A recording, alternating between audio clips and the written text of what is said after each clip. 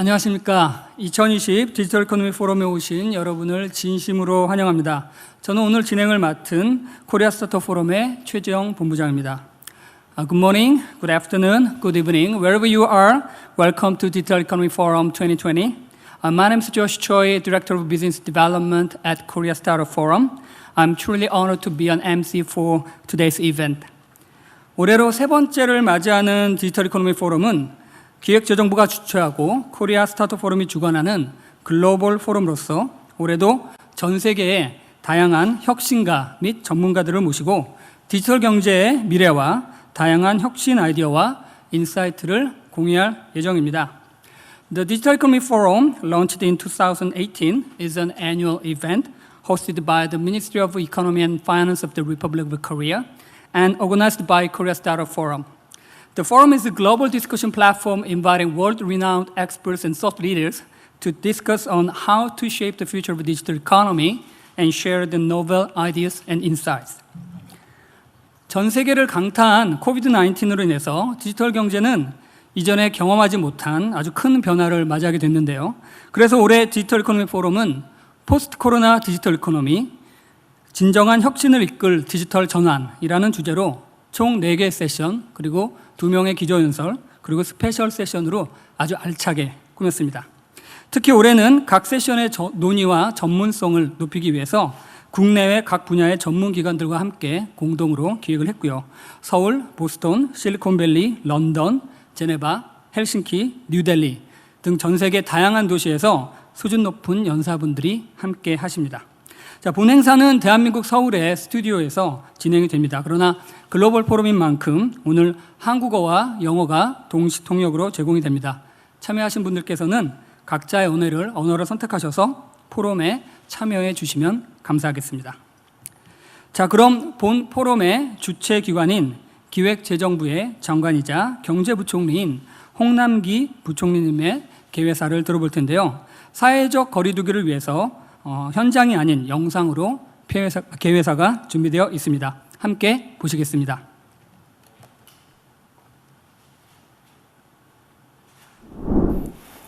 안녕하십니까.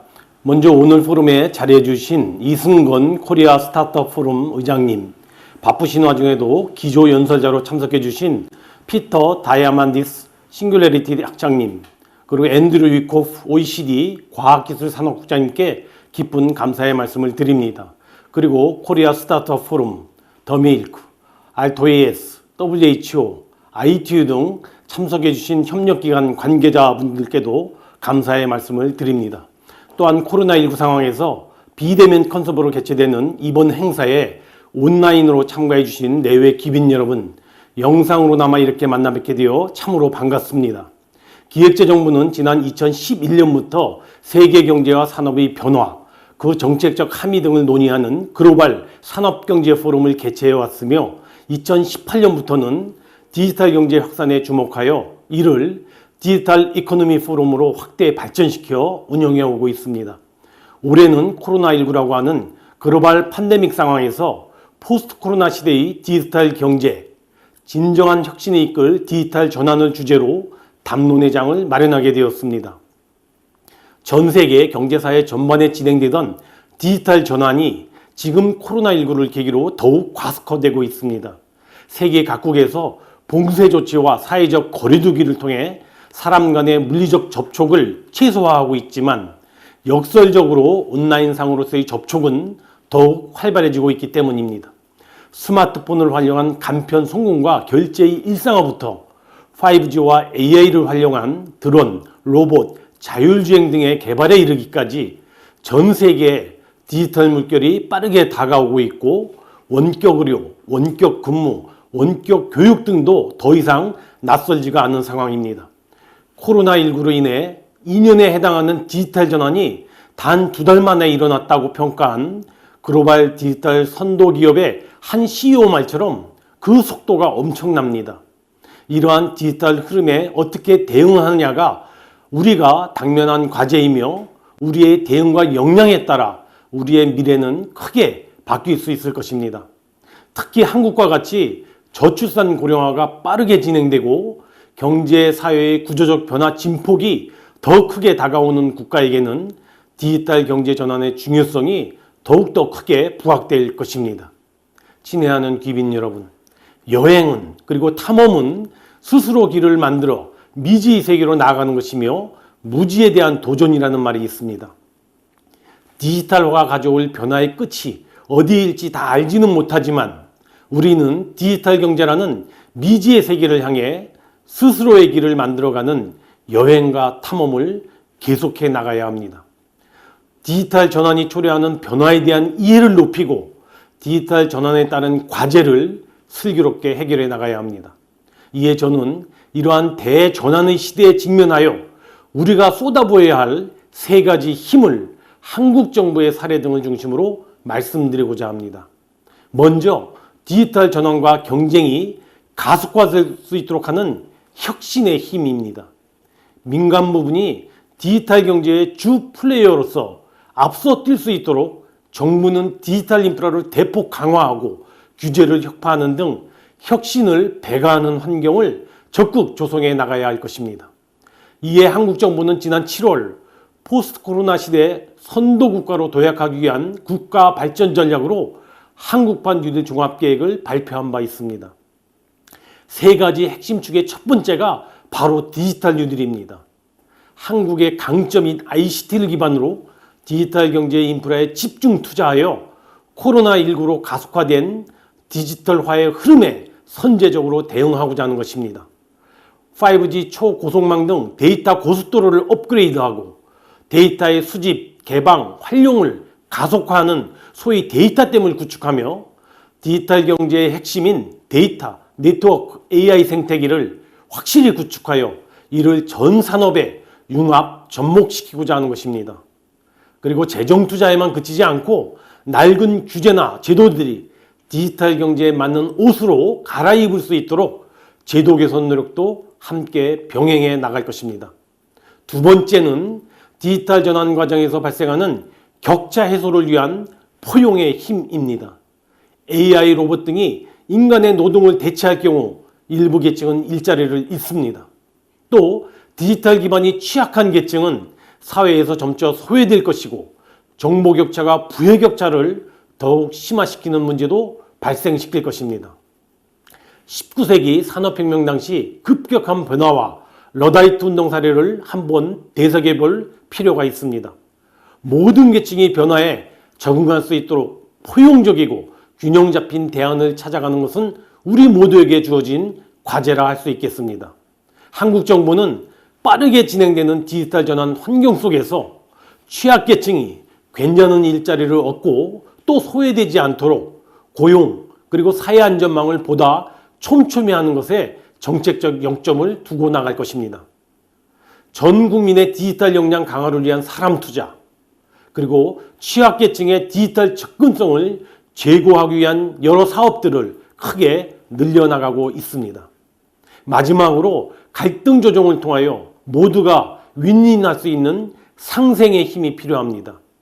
몇몇 공유경제 사례에서 볼 수 있듯이 디지털 신기술을 활용한 새로운 서비스의 도입은 기존 사업자와 신규 사업자 간의 대립과 갈등을 필연적으로 내포합니다. 이에 당사자 간의 갈등에 대한 사회적 합의가 선행되어야만 디지털 경제로의 전환과 또한 이를 통한 성장이 가능할 것입니다. One step back to move forward 라고 하는 말처럼 한 걸음 앞으로 나아가기 위하여 한 발자씩 양보해야 한다는 것은 전 세계 공통의 지혜가 아닌가 생각합니다. 한국 정부도 신산업 영역에서의 갈등 해결 메커니즘으로 당사자 간의 한 걸음씩의 양보와 필요시 정부의 중재적 지원 등을 통해 함께 더 큰 걸음을 내딛자는 소위 한 걸음 모델을 도입 시도하고 있습니다. 이러한 메커니즘을 통해 사회적 자본이 축적된다면 디지털 경제로의 전환에 큰 촉매제가 될 수 있을 것으로 저는 생각합니다. 내외기빈 여러분, 우리는 좋은 기회를 낭비하지 말라라는 위스턴 처칠의 말을 기억합니다. 또 중세 유럽을 휩쓴 패스트는 당시 유럽 인구의 3분의 1에 해당하는 희생자를 낳았지만 또 한편으로는 낡은 봉건제도를 무너뜨리고 르네상스 시대를 열게 된 시발점이 되었다고 들었습니다. 지금 전 세계를 휩쓸고 있는 코로나19도 우리 대응 여해에 따라 디지털 혁신을 앞당기는 역사적인 기회가 될 수 있을 것입니다. 오늘 디지털 이코노미 포럼에서는 이를 위한 구체적인 대안을 모색하는 귀한 계기가 되기를 바라며 참석하신 여러분들께서 소중한 지혜를 모아주시기를 기대하겠습니다. 아무쪼록 오늘 이 포럼이 대전환의 시대, 글로벌 경제와 한국 경제의 대항해를 인도하는 나침반이 되기를 기대합니다. 감사합니다. 네, 홍남기 부총리님의 개회사였습니다. 귀한 말씀 감사드립니다. 자, 다음은 본 포럼의 주관사인 코리아 스타트업 포럼의 의장이시자 비바 리퍼블리카의 대표이신 이승건 대표님의 환영사를 영상으로 만나보시겠습니다.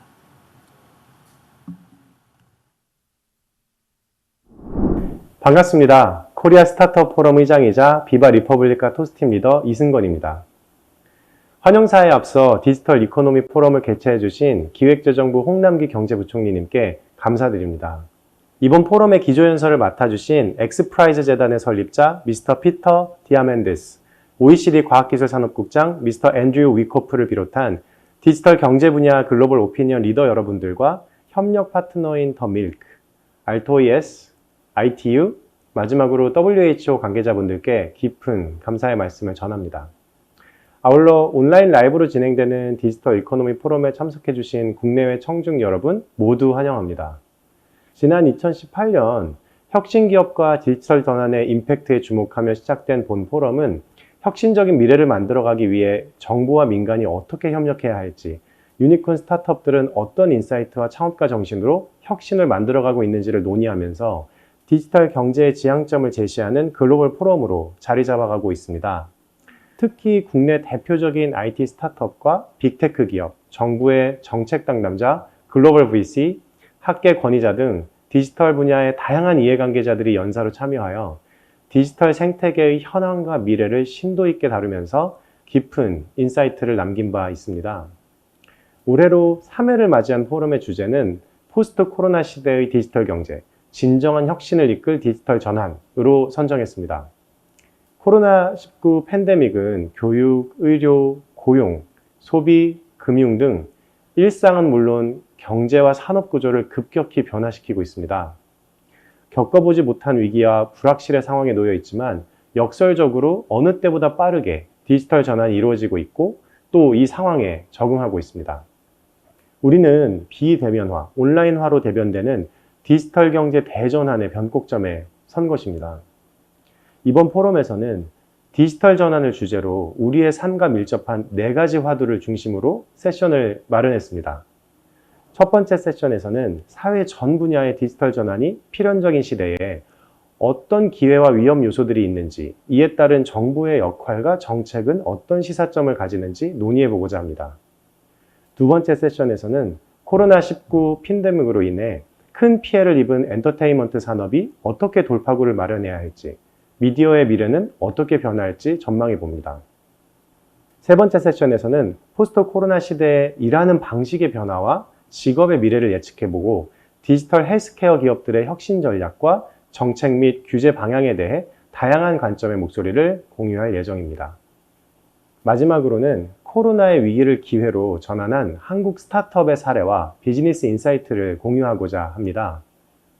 사피엔스의 저자 유발 하라리 교수는 얼마 전 파이낸셜 타임즈의 기고문에서 폭풍은 결국 지나가고 우리 대부분은 생존할 것이지만 인류는 이전과 완전히 다른 삶을 살게 될 것이라고 말했는데요. 그는 지금의 위기 극복을 위해 전체주의적인 감시체계보다 시민적 역량 강화를, 민족주의적 고립이 아닌 글로벌 연대를 강조합니다. 다른 세계적인 석학들의 메시지 역시 맥락을 나란히 하고 있는데요. 경제 분야에서도 글로벌 협력은 필수적입니다. 우리는 협력을 통해 오늘의 위기를 딛고 디지털 경제가 이끌 혁신적인 미래를 준비해야 합니다. 이번 포럼에 참석해 주신 각계각층의 오피니언 리더들과 함께 고민하고 새로운 인사이트를 도출해 보고자 합니다. 다시 한번 제3회 디지털 이코노미 포럼에 참석해 주신 여러분들께 감사를 전하며 많은 관심과 성원 부탁드립니다. 고맙습니다.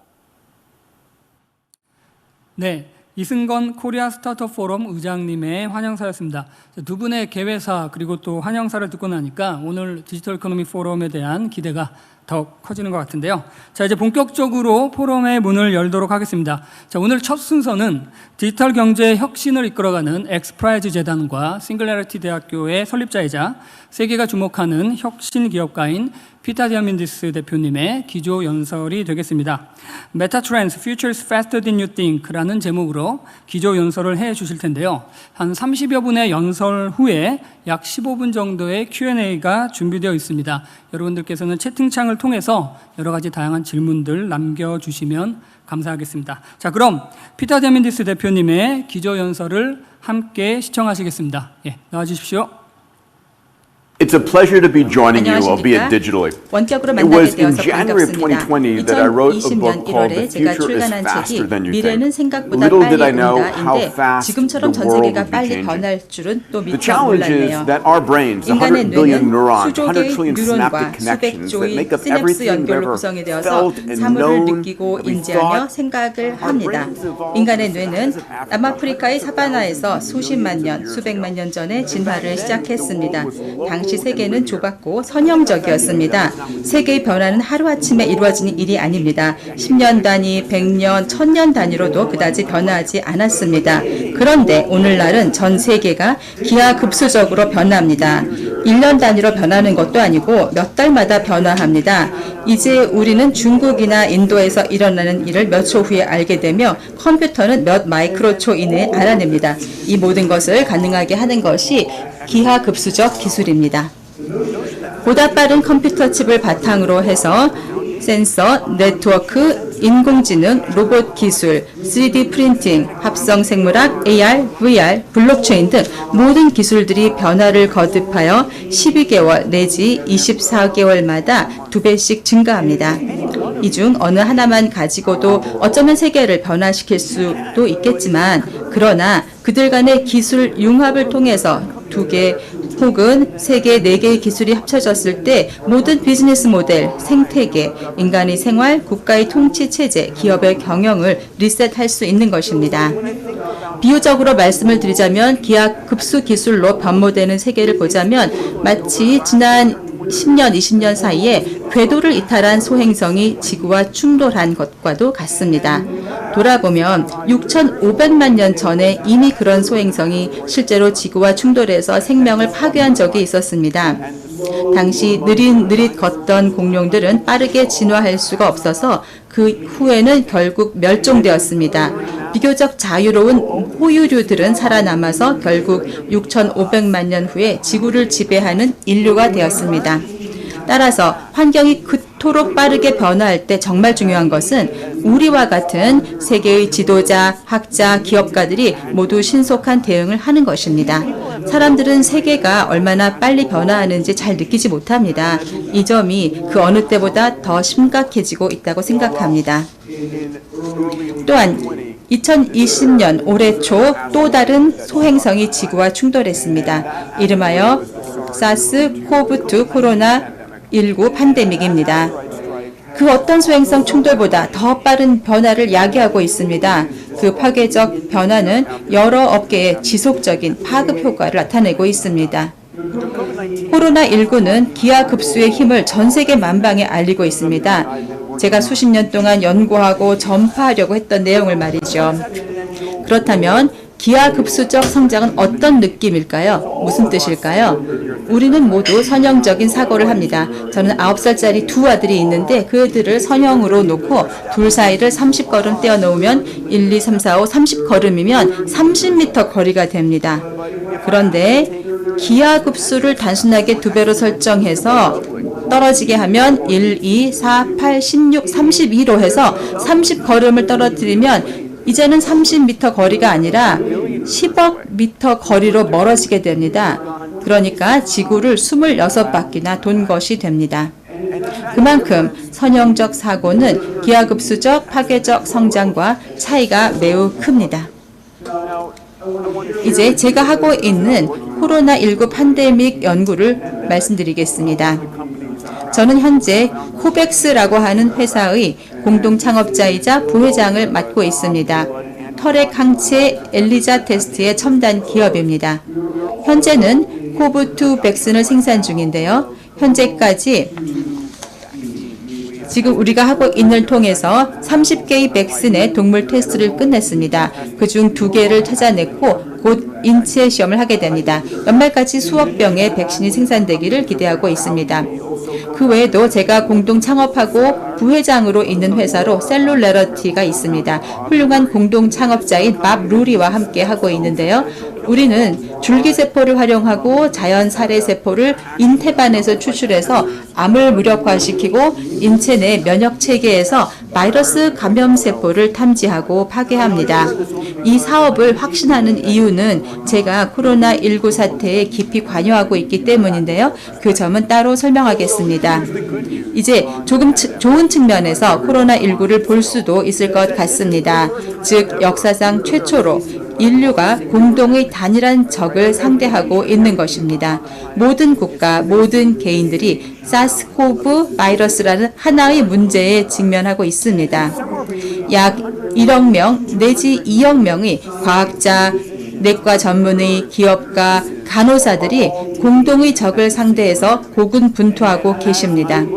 현재 전 세계적으로 보면 여러 나라의 과학연구실, 병원, 의원 등에서 수천 가지, 수만 가지의 실험이 진행 중인데 곧 수많은 해결책을 쏟아낼 수 있을 것으로 보입니다. 그래서 저는 이 문제가 곧 해결될 수 있다고 확신합니다. 다르게 보면 사실 지금보다 사태가 더 나쁠 수도 있었습니다. 이 전염병은 아직도 사망률이 알려지지 않았고 모수인 확진자의 수도 알지 못합니다. 1% 이하이기를 바라지만 훨씬 더 클 수도 있었습니다. 에볼라처럼 20%, 30% 사망률일 수도 있었습니다.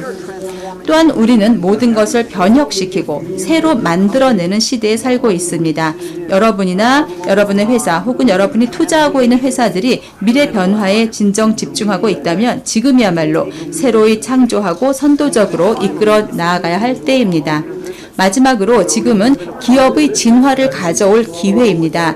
만일 지금까지 느리고 지지부진한 공룡 같은 기업이었다면 이제는 과감히 벗어던지고 자유로운 포유류가 생존할 수 있게 해야 합니다. 부디 관심을 가지시고 투자를 하시고 인력을 키우셔서 기하급수적 기회에 집중하십시오. 단점도 있습니다. 모든 산업과 사업 모델이 너무 빠르게 움직이다 보니 어떤 경우에는 3년에서 5년 걸릴 변화가 단 3개월, 5개월 사이에 일어나 버리는 것입니다. 느린 구시대적인 산업은 모두 실패할 것입니다. 소매점, 식당, 상업용 부동산, 교육기관, 의료, 행사사업 등 많은 산업들도 엄청나게 빠른 변화를 겪고 있습니다. 저는 기하급수 기술을 가르칠 때 6D를 가르칩니다. 디지털화되면 가짜 성장, 디셉티브 단계에 들어갑니다. 그러다 배수로 30번 증가하면 10억 배가 되고 파괴적, 디스럽티브 단계를 거쳐 상품과 서비스가 비물질화, 디머티리얼라이즈, 무료화, 디모니타이즈, 민주화, 디모크라타이즈가 됩니다. 이게 무슨 뜻일까요? 20년 후면 이런 모든 사물들은 여러분의 호주머니에 들어갈 것입니다. 1과 0이 되면서요. 비물질화되는 겁니다. 그래서 라디오쉑이 파산한 겁니다. 상품과 서비스를 1과 0으로 비물질화할 때 복제를 하거나 전송을 하는 비용은 재료가 됩니다. 따라서 모든 상품과 서비스가 무료화됩니다. 결국에는 이들은 어디로든지 전송될 수가 있기 때문에 민주화가 이루어집니다. 제가 맡은 기업의 이사회를 할 때나 투자할 회사를 찾을 때 저는 이런 생각을 해보곤 합니다. 어떻게 상품과 서비스를 디지털화, 비물질화, 무료화, 민주화할 수 있을 것인가 하고요. 이런 질문이 생깁니다. 얼마나 빨리 세계가 변할 수 있을까요? 지금도 변화의 속도가 느껴집니다. 지금 보시는 것은 소매업 순위로 2006년 자료입니다. 시어스, JCPenney, 노드스트롬, 메이시, 베스트 바이 등이 보이는데 바닥에 아마존이라는 작은 회사가 있습니다. 170억 달러였습니다. 그 당시 위 기업의 CEO들에게 이 아마존이라는 회사가 시장을 독차지할 것이다 라고 얘기했다면 그들은 비웃었을 것입니다. 그런데 10년 후 위 회사들은 마이너스 94%, 90%, 70, 마이너스 3000%까지 적자를 냅니다. 그나마 이것은 2016년도 일이고요. 현재 아마존은 1조 2천억 달러 회사로서 식품 체인을 완전히 석권하고 있습니다. 그러면 또 질문이 생깁니다. 이 모든 것이 어디에서 시작되는 것일까요? 사업 아이디어를 내는 시점부터 10억 달러 기업을 꿈꾸기까지 걸리는 시간이 그 어느 때보다 빨라졌습니다. 바로 기하급수적 기술 때문입니다. 그래서 유튜브, 인스타그램, 드랍박스, 우버에서 에어비앤비에 이르기까지 이 모든 기업들은 정말로 스타트업에서 수십억 달러 기업이 되는 데 채 몇 년이 걸리지 않았습니다. 지금 보시는 것은 아이 차트로서 왼쪽이 2011년도, 오른쪽이 2015년도입니다. 모든 로고는 유니콘 기업들로서 기록적인 짧은 기간에 스타트업에서 수십억 달러짜리 기업이 되었습니다. 여기서 제가 보여드리고 싶은 것은 2015년도에 있는 이들의 유니콘 집중도입니다. 최근 자료도 보여드리고 싶은데 이들이 너무 계속해서 빨라지고 있습니다. 그 이유는 기업가들의 능력, 검증된 아이디어, 확장성 등 때문입니다. 정말 놀랍다고 할 수 있습니다. 다음 생각나는 질문은 5개월이라는 짧은 기간 동안에는 상황이 얼마나 빨리 변할까 하는 점입니다. 우리는 줌 회의를 하도 많이 해서 줌 피로도도 느낄 정도입니다만 줌은 일일 사용자 수가 작년 12월 1,000만 명에서 이제 3억 명이 되었습니다. 시가총액은 470억 달러입니다. 이 회사가 디지털화, 비물질화, 민주화한 것은 다름 아닌 여행입니다. 현재 줌의 기업 가치는 전 세계 7대 항공사를 합친 것보다 더 큽니다. 그렇다면 우리에게 다가오는 메가 트렌드로서 그에서 교훈을 찾아보겠습니다. 기업가, 리더, 투자자들은 이런 거대 담론을 고민해야 할 것입니다. 첫째, 우리는 언제 누구와든 기가비트 접속 속도로 연결되고 있습니다. 우리의 휴대폰은 지금까지는 4G로서 속도는 초당 100메가비트였습니다. 그러나 향후 12개월 동안 빠르게 출시될 것은 5G입니다. 이는 전 세계로 급속히 가속화될 것입니다. 즉 우리의 모바일 디바이스로 수백 메가비트에서 멀티 기가비트 접속 속도로 연결된다는 것이죠. 이는 지구 표면을 빠르게 덮는 것과 같습니다. 또한 지구 위에는 수많은 위성들이 평방미터 단위로 빼곡히 커버하고 있습니다. 가장 유명한 것이 스타링크인데요. 현재 스페이스X가 발사하고 있고 20건의 발사가 2020년도에 계획되어 있습니다. 목표는 12,000개 이상, 최대 42,000개의 위성을 발사해서 수백 메가비트에서 기가비트 속도로 평방미터 단위의 커버리지를 달성하는 것입니다. 그러면 에베레스트 산에서든 고비 사막에서든 연결이 되지 않을 곳이 없어집니다. 다른 말로 하면 2018년도에는 지구의 절반 정도가 연결되었다면 향후 5년 이내에는 전 세계 모든 인구가 연결된다는 뜻입니다. 42억 명의 사람들이 인터넷에 신규로 가입을 하게 됩니다. 42억 명이 늘어나게 될 때 그들은 예전에 제가 연결했던 AOL 9600급 보드 속도가 아니라 수백 기가비트 속도로 연결되면서 구글과 바이두 같은 지식의 세계에 접속하게 되는 것입니다. 이 42억 명이 무엇을 만들고 발견하고 원하고 발명하게 될까요? 수십조 달러의 글로벌 금융이 넘쳐나게 됩니다. 그로 인해서 다가올 미래 혁신이 더욱더 활성화될 것입니다.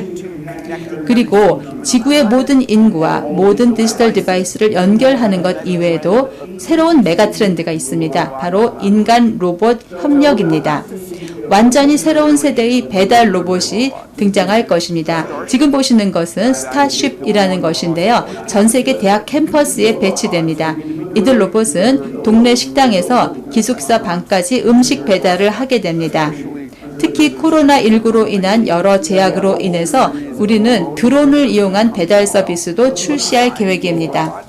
이들 외에 또 다른 로봇이 있습니다. 보스톤 다이내믹스는 훌륭한 회사로 현재 소프트뱅크의 손정희 회장이 투자하고 있으며 전에는 구글이 투자했었습니다. MIT의 마크 레이버트가 설립하였습니다. 매년 이들 로봇은 점점 똑똑해지고 있는데 단순히 센서나 액추에이터의 발전 때문이 아니라 기계학습을 통해서 점점 인간처럼 행동하도록 배우기 때문입니다. 동영상으로 아틀라스 로봇이 보여준 성능을 감상하시겠습니다. 불과 몇 달 전 촬영한 것입니다.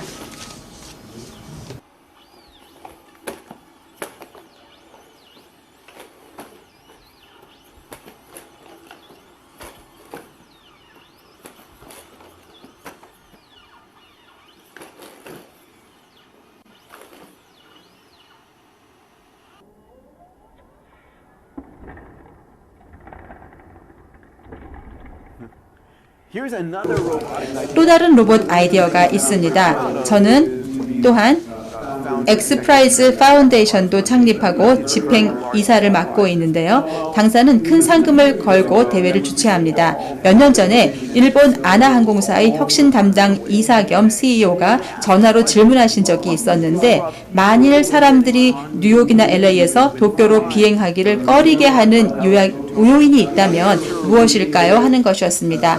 당시 답변에서 전염병은 빠뜨렸었네요. 지금은 그것이 이유인데요. 이런 아이디어는 어떨까요? 비행기를 타고 지구 반대로 날아가는 대신에 실제로 자신이 로봇 아바타 안으로 들어가는 것입니다. 한번 상상해 보시지요. 미래에는 지금처럼 제가 영상으로 여러분과 만나서 강연하는 것이 아니라 로봇이 있고 저처럼 생겨서 사무실이나 거실을 걸어 다니는 겁니다. 제가 고글이나 촉각 의상을 입고 로봇에 들어가면 그 로봇이 대신 여러분과 악수를 하게 됩니다. 또한 제가 만약에 의사라면 의사 로봇이 환자를 치료할 것이고 제가 만일 재난구조요원이라면 제 로봇이 가서 도움이 필요한 사람을 구할 수 있습니다. 이것은 $10,000,000 상금이 걸린 엑스프라이즈 대회의 주제입니다. 15개 국가에서 수백 개 팀이 참가하고 있습니다. 또 다른 메타 트렌드입니다. 제가 많은 관심을 갖고 있는 분야 바로 헬스, 바이오테크와 장수입니다. 건강한 사람은 꿈이 수천 가지일 수 있지만 사실 아픈 사람은 한 가지 꿈밖에 없다라는 말이 있습니다. 그만큼 건강이 매우 중요하다는 것이죠.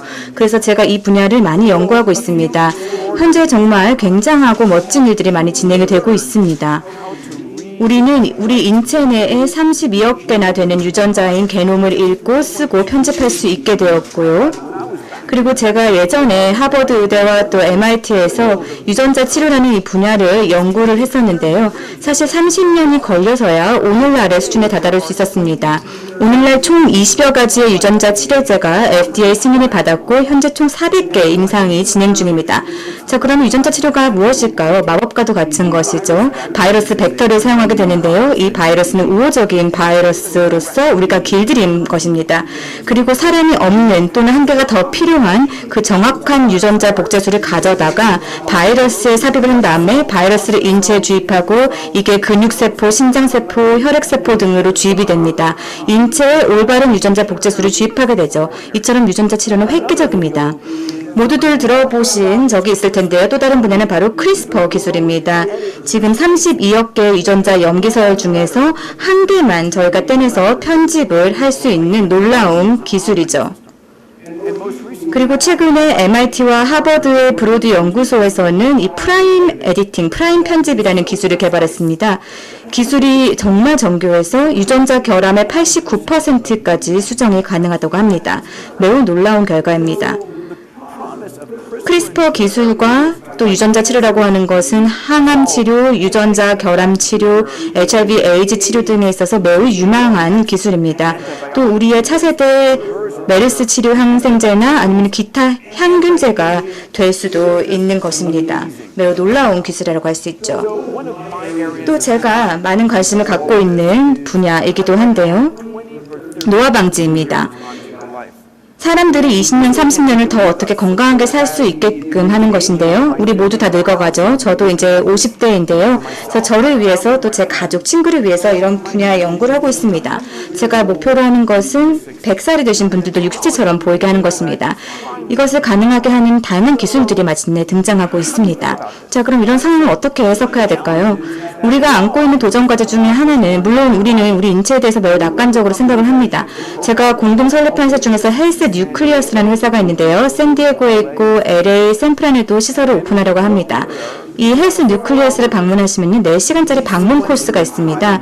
그래서 방문자의 게놈, 즉 32억 개의 염기서열, 미생물군 유전체 전체를 시퀀싱합니다. 전신 MRI, 뇌 MRI 찍고 혈관, 관상동맥, 패시트릭을 찍은 다음에 여러분에 대한 150GB 정보를 생성한 다음에 머신러닝과 데이터 마이닝 알고리즘에 이것을 대입하죠.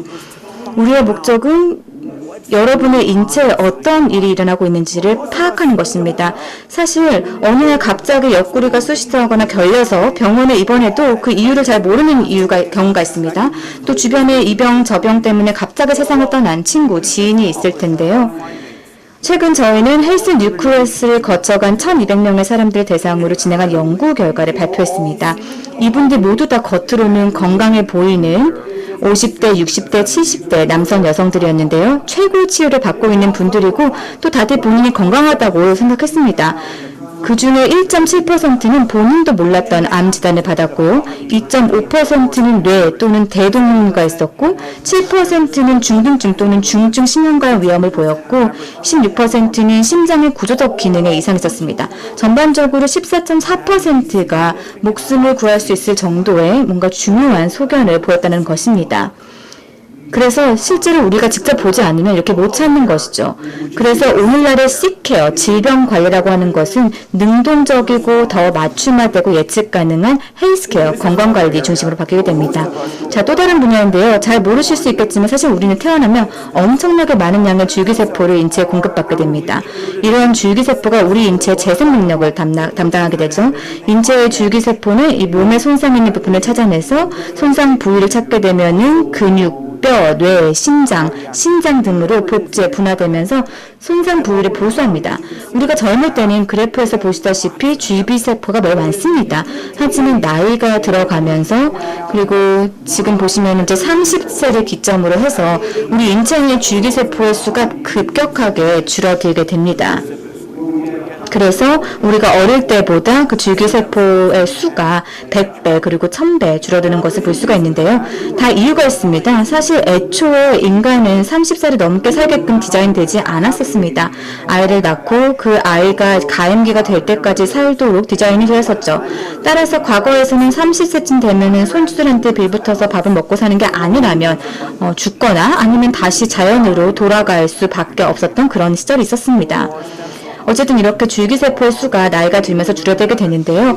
오늘날에는 어떻게 이 줄기세포를 다시 충전해서 인체의 재생 엔진을 가동시킬까 하는 다양한 방법에 대해서 연구가 되고 있는데 지금 현재 셀룰라리티 바파라리 박사님과 함께 진행 중인 연구이고요. 또 다른 제 지인 마틴 알리아나 로스블라트가 있습니다. 유나이티드 테라퓨틱스에서 엄청난 일을 하고 있는데 장기를 재생하는 겁니다. 1차적으로 폐, 심장, 간을 재생을 하고 궁극적으로는 향후 10년 내로 우리 모두 스페어 장기를 갖게 되는 시대가 올 수 있습니다. 자, 제가 앞서서 소행성 충돌에 대해서 말씀을 드렸죠. 기하급수적인 기술 첫 번째 소행성이었다면 최근의 소행성은 바로 코로나19라고 할 수 있습니다. 그런데 고충돌할 또 다른 소행성이 있으니 바로 인공지능입니다. 비관적인 관점, 즉 AI는 파괴적이다라는 이런 관점에서 말씀을 드리는 것은 아닙니다. AI는 우리의 일상을 급격하게 바꿔놓을 것이라는 것이고 그런데 우리는 아직 준비가 덜 되어 있다는 것이죠. 제 견해를 말씀을 드리면요. 앞으로 10년을 내다보면 두 종류의 회사로 나뉘게 됩니다. AI를 적극적으로 활용하는 회사가 있겠고요. 그렇게 하지 못해서 망하는 회사, 이렇게 두 종류로 나뉘죠. 또 다른 의견을 살펴보도록 하겠습니다. 알파벳의 CEO 순다르는 이렇게 얘기했죠. 인공지능은 전기나 불이 인류에게 미쳤던 영향보다 더 큰 영향을 미칠 것이다 라고 했는데 저도 전적으로 공감합니다. 일론 머스크는 이렇게 얘기했습니다. 회사들은 AI를 구축하기 위해 경주를 해야 되고 그렇지 않으면 경쟁력을 잃을 것이다. 특히나 경쟁사가 AI를 구축하고 있다면 경쟁사는 여러분의 회사를 짓밟아 버릴 것이다 라고 했습니다. 그래서 궁극적으로 중요한 질문은 여러분의 사업 전반에 걸쳐서 실제로 AI를 잘 접목하고 적용하고 있느냐 하는 것입니다. 자, 몇 가지 예측 수출을 보도록 하겠습니다. AI 중심의 회사들은 올해 2020년만 경쟁사들로부터 1.5조 달러를 빼앗아올 것이고요. 2021년을 볼까요? AI는 2.9조 달러의 비즈니스 가치를 창출하게 될 것입니다. 그리고 62억 시간의 근로자 생산성을 회복할 것입니다. 2021년까지 그럴 것이고 2030년이 되면은 AI를 기반으로 한 경제가 15조 달러 증가할 것으로 예상이 되고 있습니다. 지금 영상을 하나 보여드리겠습니다. 여러분께서 꼭 한번 보시고 또 생각을 해볼 만한 그런 영상이라고 생각이 되는데요. 딥마인드는 5년, 6년 전에 구글에 의해서 인수가 되었죠. 예전에는 주로 게임을 만드는 회사였는데 이제는 신경망, 머신러닝 그리고 또 제약에도 이런 것들을 접목을 하고 있습니다. 가장 딥마인드와 관련해서 우리가 잘 알고 있는 사건은 이제 알파고라는 AI를 만든 것인데 알파고가 이세돌 구단과의 대국에서 이제 승리를 하면서 바둑의 절대 강자가 되었다는 것이죠. 사실 바둑에서 기계가 인간을 이기려면 2030년은 되어야 된다라고 다들 생각했었습니다. 그런데 알파고는 이를 12년이나 앞당긴 것입니다. 그런데 이것보다 더 놀라운 것은 바로 그 다음 해에 딥마인드에서는 소위 알파제로라는 것을 개발하게 되었는데요. 기존의 그 알파고 버전을 100대 0으로 이겼다고 합니다. 그럼 영상을 한번 보시겠습니다. 우리가 이세돌 구단과 대국을 했을 당시 우리는 사람 전문가들이 직접 했던 수백만 대국의 모든 인간 데이터를 학습한 시스템을 갖추고 있었습니다. 그런데 저희는 궁극적으로 더욱더 정교한 새로운 알고리즘을 전체 시스템에 적용하게 이르는데 사람의 데이터로 배우는 게 아니라 기계가 자기가 참여한 게임에서부터 배우는 것이고요. 이게 알파 제로라는 것인데요. 제로는 모든 과정에서 인간의 지식이 없다. 제로라는 것입니다. 그 다음 단계는 범용성을 더해서 바둑뿐만 아니라 모든 1대1로 하는 게임을 하는 것입니다. 서양 체스나 일본 장기 등의 게임도 할 수 있게 하는 것인데요. 모든 1대1 대국이 가능하게 된 것입니다. 결과는 우리 예상을 뛰어넘었습니다. 알파제로는 아침에는 완전히 랜덤하게 게임을 진행하게 됩니다. 근데 계속해서 학습을 하면서 저녁이 되면 초인간적인 능력을 갖게 되죠. 그 어느 때보다 가장 강력한 이제 체스 독립체가 되는 것이고 8, 9시간 만의 학습만으로 알파제로는 세계 대회를 제패한 스톡피쉬를 제쳤습니다. 스톡피쉬는 과거에 카스파로프를 이겼던 딥블라는 프로그램보다 더 뛰어난 것이죠. 자, 이런 영상을 보면 이런 생각을 하게 되죠. 어디까지가 과연 게임인 것인가? 부동산 투자도 게임이 될 수 있을까요? 주식시장도 게임이 될까요? 우리는 모든 분야에 있어서 AI와 인간 간의 협업을 할 필요가 있겠습니다. 향후 3년 그리고 5년을 내다봤을 때 전 세계의 모든 의사들이 AI 협진해서 진단을 내려야 할 수도 있습니다. 오히려 의사들이 AI를 사용을 하지 않으면 의료 과오로 생각이 되는 그런 시대가 올 수도 있죠. 또한 이러한 신경망 위에 구축되는 하드웨어 기술들이 폭발적으로 발전을 하고 있습니다. 엔비디아라는 회사 같은 경우에는 최근에 A100 GPU 팩을 출시했는데요. 기존의 버전보다 성능이 20배 넘게 뛰어납니다. 그리고 이러한 GPU와 시스템 같은 경우에는 백신 개발을 위해서 데이터 크런칭을 할 수도 있습니다. 우리 모두는 궁극적으로 AI를 활용하게 될 것입니다. 그것이 차세대 HTC VR 고글이 되건 아니면 오큘러스 VR 고글이 되건 간에 말이죠. 이 두 개 모두 향후 6개월 그리고 12개월 사이에 해상도가 2배로 향상이 될 거라고 하고요. 또 소문에 의하면은 애플에서 AR 글래스를 2021년 봄 또는 2022년 초에 출시할 것이라고 합니다.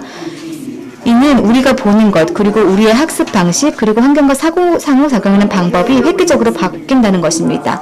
자, 마지막으로 말씀드릴 것은 또 다른 멋진 분야인데요. 제가 좋아하는 말이기도 한데 진정하게 획기적인 일이 일어나기 전날까지는 항상 미친 아이디어들밖에 없다는 것입니다. 저는 항상 기업들에게 묻습니다. 당신의 조직에서 어떠한 크레이지한 아이디어들이 시어돌고 있는지 예상되고 있는지라는 것이죠. 미친 아이디어가 없다라고 하면은 점진적인 개선이 있지만 획기적인 변화는 없습니다. 따라서 마지막으로 말씀드릴 이 크레이지한 아이디어는 바로 뇌와 컴퓨터 간의 인터페이스입니다. 우리는 지금 이제 우리 두뇌의 신피질 또는 수십억 개의 뉴런이 클라우드에 연결되는 시대를 맞이하게 됩니다. 마치 여러분의 휴대전화가 복잡한 계산을 할 때 휴대폰 자체에서 이러한 계산하는 게 아니라 4G 또는 5G를 사용해서 클라우드 에지에서 연결돼서 계산을 한 다음에 다시 휴대폰으로 결과를 가져오도요.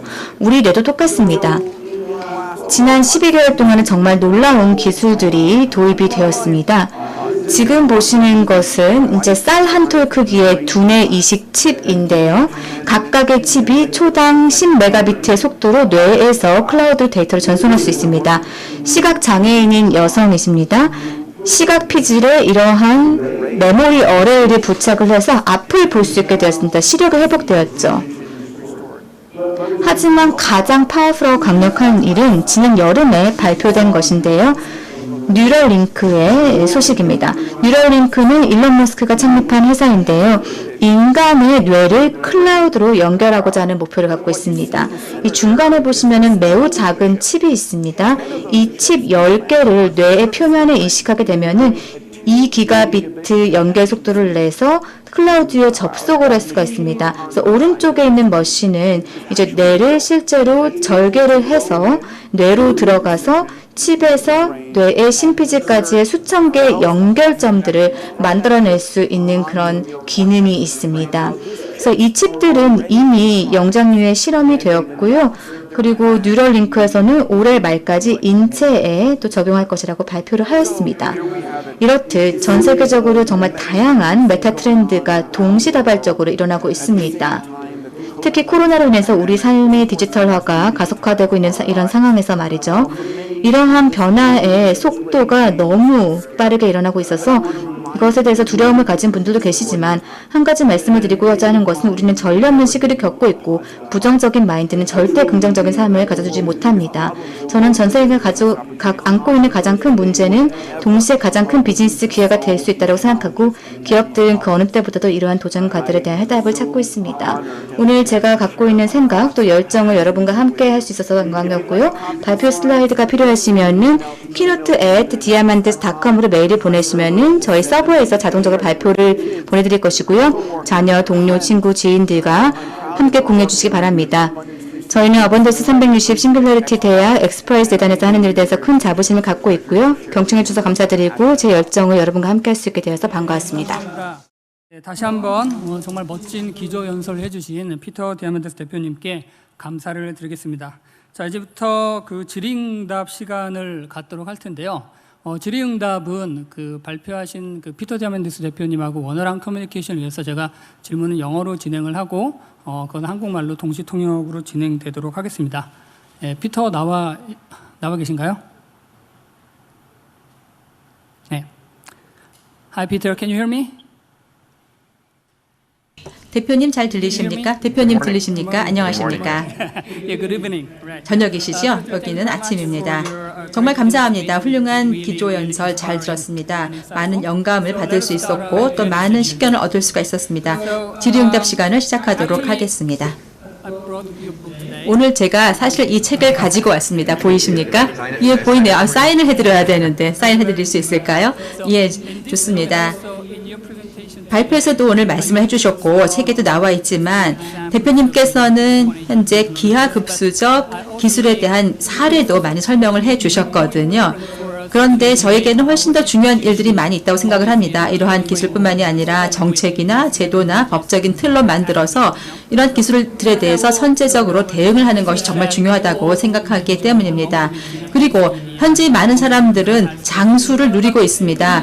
건강, 의료 기술 덕분이기도 한데요. 그럼에도 불구하고 너무나 오래 살다 보니까 직업이 없이 살아야 되는 시기들도 너무 많아지고 있습니다. 그리고 AI로 인해서 너무나 많은 직업들이 사라져 가고 있다, 사라진다라고도 말씀을 하셨죠. 그렇다면 이 문제를 해결하기 위해서 정부나 정책 입안가들은 어떻게 준비를 해야 되고 또 얼마나 많은 준비를 해야 하는 것으로 생각하시는지요. 이렇게 급격한 변화를 위해서 이 시스템을 바꾸는 곳 우리가 적응하는 데에 어떤 준비를 해야 합니까? 첫 번째 질문입니다. 이 훌륭한 질문 감사합니다.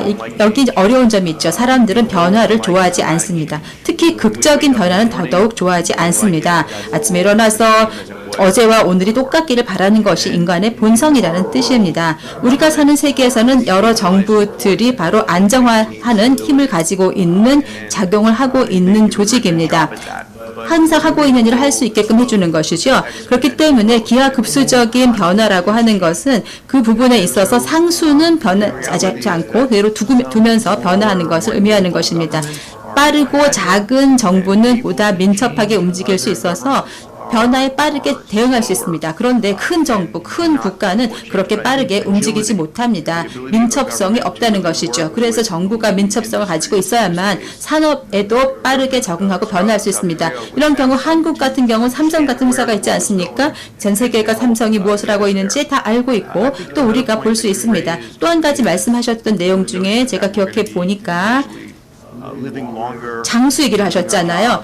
장수를 하는데 직업이 없이 오래 살아야 된다 이런 말씀하셨습니다. 우리가 살고 있는 세계도 많은 사람들이 이제 직업이라는 것이 의미를 갖고 있는 것이기도 한데 직업을 잃어버리게 되고 그 직업이 특히나 로봇이나 AI나 이러한 새로운 기술을 뺏기게 된다고 한다면 이것이 큰 이슈가 될 수 있습니다. 이 문제를 우리가 해결을 해야 합니다. 미래에는 우리가 일과 우리가 소득을 위해서 일하는 그 일과 또 원하는 일을 구분을 해야 할 것이라고 생각을 합니다. 두 가지 분야를 아예 다르게 놓고 보아야 할 것입니다. 궁극적으로 제가 희망하는 것은 앞으로 10년 동안 또 20년 동안 차세대 AI와 로봇이 인간을 대체할 수는 있지만은 인간과 함께 파트너십을 형성해서 같이 해 나갈 수 있기를 바랍니다. 매일매일 일상생활에서 같이 협업하며 살면 좋겠습니다. 감사합니다.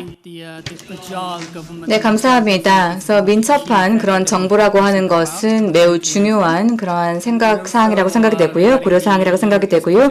그리고 아까 말씀하셨던 것처럼 자기 만족과 그 다음에 또 소득 간의 그런 관계에 대해서 저희가 생각을 해봐야 되겠습니다. 그래서 일자리와 또 노동에 대한 그런 정의에 대해서 생각을 해봐야 되겠고요. 자, 두 번째 또 질문도 있는데요. 지금 많은 분들께서 디지털 격차에 대한 질문을 주셨습니다.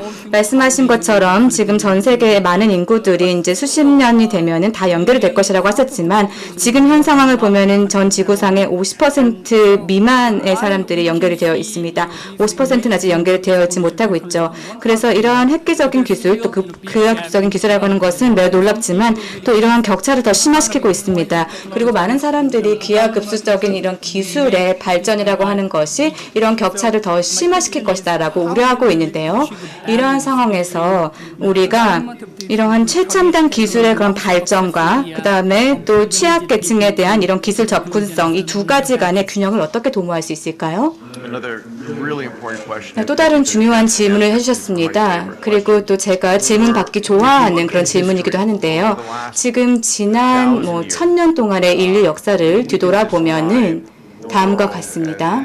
즉, 가진 자와 그 다음에 가지지 못한 자 간의 그런 격차가 매우 컸죠. 그래서 왕이라든지 아니면 파라오라든지 이런 사람들은 극소수였고 1%였고 그리고 또 99%는 가지지 못한 자였습니다. 그리고 황제라든지 파라오 그리고 왕이라고 하더라도 실제로 오늘날에 비교해봤을 때는 그렇게 가진 게 많지는 않았지만 어쨌든 이렇게 가진 자와 가지지 못한 자 간의 격차가 매우 컸습니다. 지난 과거 역사 동안 계속해서 되풀이되었던 것이죠. 제가 생각하기에 가진 자와 그리고 그것보다 더 많이 가진 자에 대한 개념을 생각을 해봐야 된다고 생각이 되는데요. 실질적으로 지금 우리가 살고 있는 그런 사람은 모든 사람들의 이제 수요를 그리고 니즈를 계속해서 충족을 시켜야 되는데 지금 이러한 기하급수적인 기술이라고 하는 것은 사람들의 그런 니즈를 충족할 수가 있습니다. 또 많은 아이들이 최고의 교육을 받고 또 어떤 헬스케어라든지 아니면 의료 서비스를 받을 수 있도록 하는 것이죠. 그리고 지금 전 세계에서 가장 최빈국 국가들을 보면요. 또 다양한 그런 태양이라든지 지구 자원들이 있습니다. 그리고 실질적으로 태양 에너지를 더 많이 생산할 수 있는 그런 역량 갖고 있고요. 그리고 에너지 부국들이 많이 있습니다.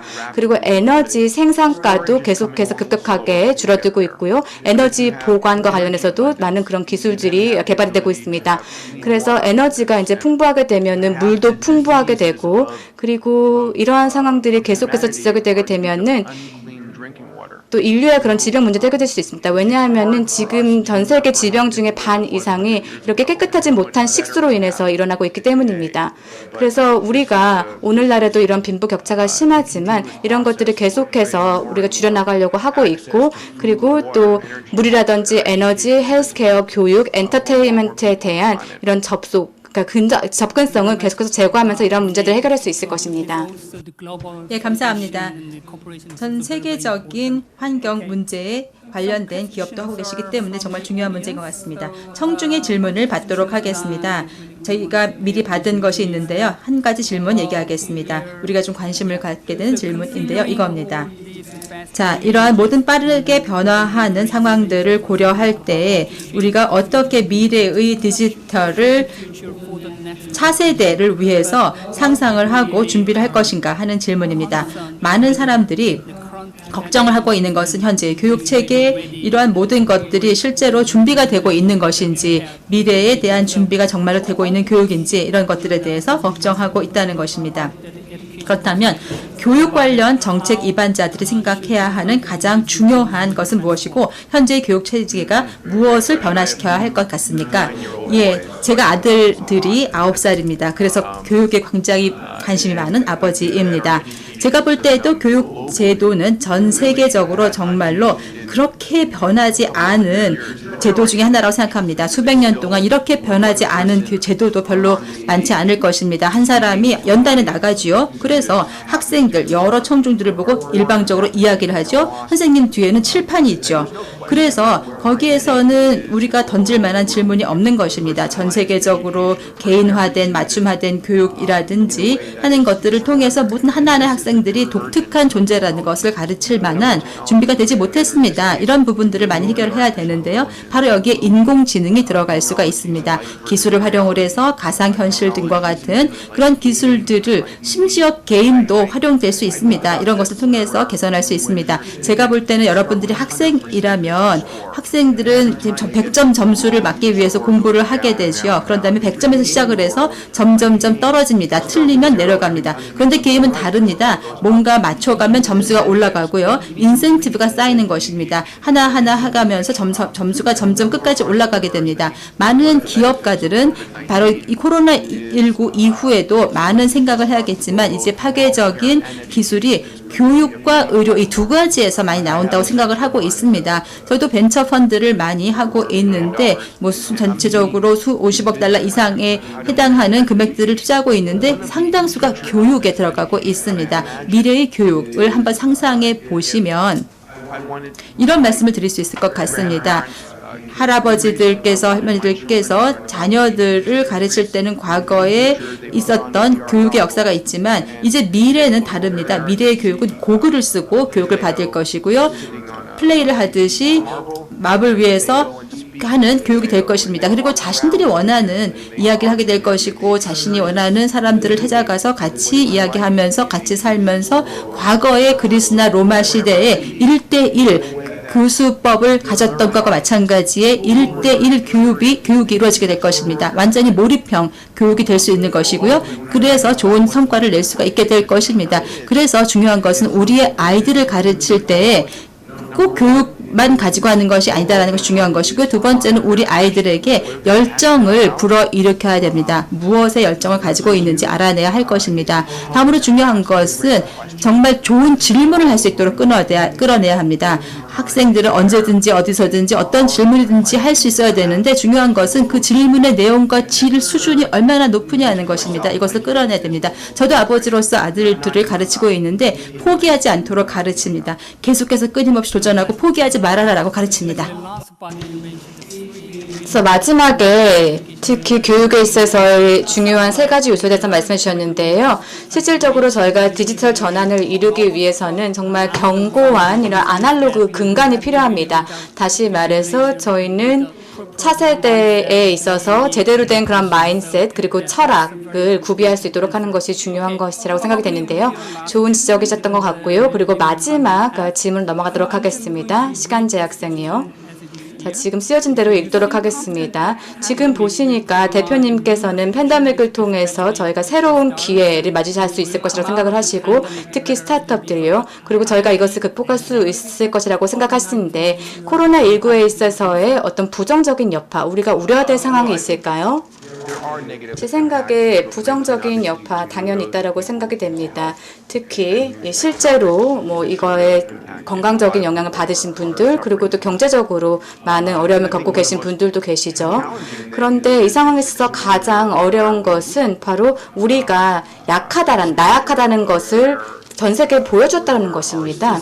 특히 우리의 시스템들이 이런 것에 대비할 준비가 되지 않았다는 것을 보여줬다는 것이고, 그리고 제 생각에는 또 개인적으로 또 자부심을 갖고 봤던 것은 바로 전 세계가 글로벌화가 되었다는 것입니다. 우리가 글로벌 경제를 잘 구축하고 있다는 것이고요. 그래서 코로나19를 통해서 몇몇 국가들이 실질적으로 서플라이 체인을 철회를 한 경우들도 있고, 그리고 또 어떤 내부적으로, 그래서 국가 내부적으로 이러한 생산을 한 그런 경우들을 많이 보고 있는데요. 저희가 이렇게 줌을 통해서 또 이렇게 연결을 하고 있지만, 이러한 연결을 통해서 저희가 또 인력에 있어서의 글로벌화를 가져갈 수 있습니다. 다시 말해서 아주 능력이 뛰어난 그런 숙련된 그런 과학자들과 관련해서 저희가 같이 일하고 싶다라고 하면은 제 팀에서 이런 분들을 채용할 수 있다는 것이죠. 왜냐하면은 물리적으로 우리가 가까이 있지 않다라고 하더라도, 멀리 있다라고 하더라도 저희가 그런 분들의 전문성을 사용할 수 있다는 것입니다. 제가 여기에 있던, 로스앤젤레스에 있던, 한국에 있던 말입니다. 그래서 이런 식으로 몇몇의 그런 공급망이 국유화가 되고 국산화가 되고 있지만 또 글로벌화도 동시에 보고 있습니다. 예, 감사합니다. 여기에서 마쳐야겠습니다. 대표님 정말 감사드립니다. 시간도 내주셨고 발표까지도 해주셨으면서 또 질의응답에 대한 좋은 답을 해주셨습니다. 저녁 시간 잘 보내시고요. 다시 한번 만나 뵐 수 있기를 바라겠습니다. 다음에는 이렇게 가상이 아니라 한국이나 뭐 다른 곳에서 직접 만나 뵀으면 좋겠습니다. 다음에 뵐까요? 예, 정말 개인적으로 저는 초대해 주셔서 영광이었습니다. 여러분들 모두에게 건승을 기원합니다. 그리고 기억해 주셨으면 하는 것은 우리가 정말 특별한 세계에 살고 있다는 사실입니다. 이러한 세계에서는 개인 하나하나가 모두 다 힘이 있습니다. 왕이고 여왕이고 황제가 될 수 있습니다. 우리 모두가 문제를 풀 수 있는 특별한 힘이 있습니다. 이것이야말로 여러분이 기억하셔야 될 가장 중요한 것이고, 그리고 또한 문제 해결을 할 수 있는 사람에게 인센티브를 줘야 합니다. 그래야 세계가 더 살기 좋은 곳이 됩니다. 감사합니다. 예, 감사합니다. 안녕히 계십시오. 감사합니다. 네, 이로써 기조연설과 Q&A를 마치도록 하겠습니다. 다시 한번 귀한 시간 내주신 피터 디아멘데스 대표님께 감사의 말씀을 드리도록 하겠습니다. 다른 질문들도 많이 올라왔는데요. 제가 봤는데 이제 몇 가지 질문들은 그 오후에 있는 키노트와 관련된 주제들이 있어서 그런 질문들은 제가 묶어서 꼭 다시 한번 다루도록 약속을 드리겠습니다. 이 말씀은 즉슨 끝까지 시청을 해달라는 말씀이기도 합니다. 네.